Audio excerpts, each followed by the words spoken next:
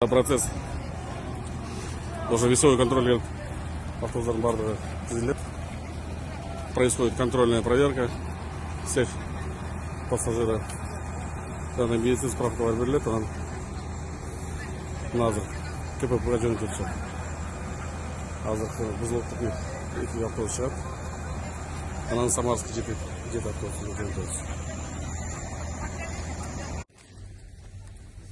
Последняя партия наших соотечественников 24 сыңар, а? Мына бұзылықтағы 2,5 киши өтіп бүтті, ақылы группа 24 адамнан. Аман сен жеті олға, Қырғызстанға. Бардың әрекет етіп, обещать еттелік мына бардың әрекет етасына.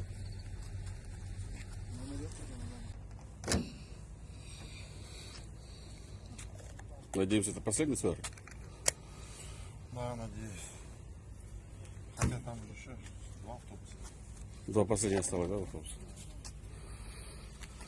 Вот.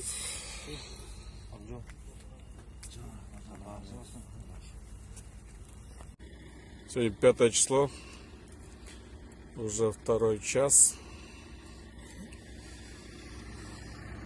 местного времени. Вот следующий гражданин, у которого паспорт просрочен, в ожидании подготовки СВР. Процесс идет, и правки наших граждан на родину. На данный момент через КПП Сагарчин пропустили 1969 граждан.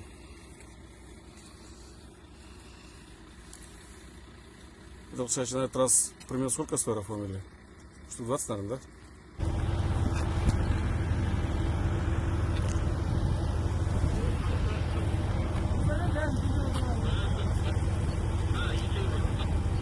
Где-то того.